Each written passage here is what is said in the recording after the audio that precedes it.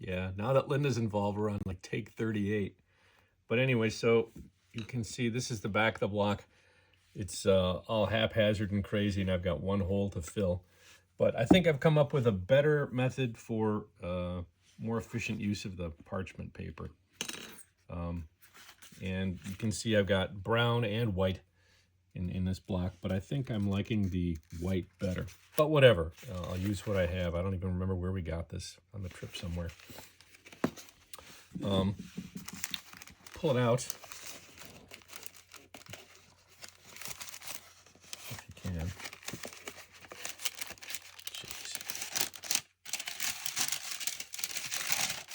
Jeez. And we're going to draw it out until it's just about a ½ inch longer than the block is from the front to the back.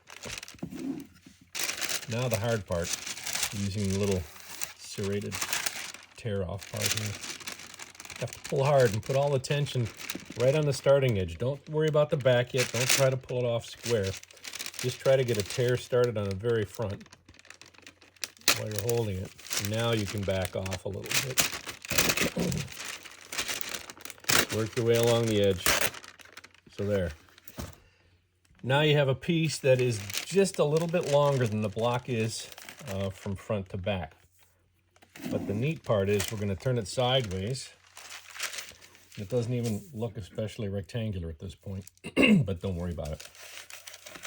I think if you roll it this way, gently, a big cigar, get it kind of close, and maybe use your finger in there to hold it tight. So you've got kind of this cool looking piece now, and we know that it's the right length. I'm just going to cut it into like 5 pieces, so about 2 inches wide. Watch how this goes. 1, 2, 3, and then we'll do this in half. And I think that's perfect. Now we got to unroll them. And then the same old deal. Well, I'll do it on my foot. My mostly dirty sock. Roll it up. Keep that 1/4 inch out in front. You can grab your finger on it. And by the time you twist it tight, you should be able to feed it right into the slot. And you can spin it a little bit if it binds up. Just keep twisting until it pops out the back. And when this gets flush with the front,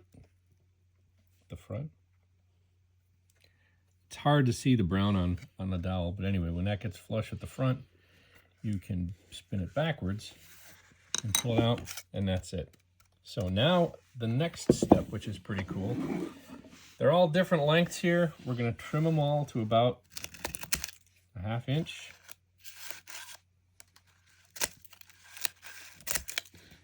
It just makes for a neater block. Get them all about the same length. Doesn't have to be too perfect. And I think that's good. And now here's the fun part. So you position the block so that this is the top. You have a chance to make them all flush again, if you like. And what else? It's pretty good. And I turn it around, clamp it, and I use this wooden dowel, and I put it tight up against the back of the block, and I push it straight down so they all get bent over like this.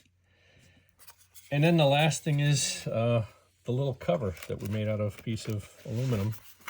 You just put that over the back and clamp it down, and then I'm going to tie a couple of strings around it from front to back. And make sure when you put it on there that you put the string in between a couple of rows so that the bees can still get in. And after a couple of years, you'll see the string tension actually puts a little notch in here that helps locate it next time. But yeah, tighten that up and you're ready to go.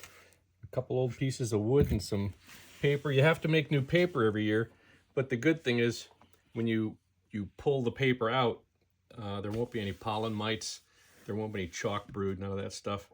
at least done the transfers from year to year. And every season the bees get a brand new clean tube. So that's it. I'll show you, I guess, at the end, the last one. And then I'm going to call you tomorrow and see how your bees are doing. Thanks. Bye.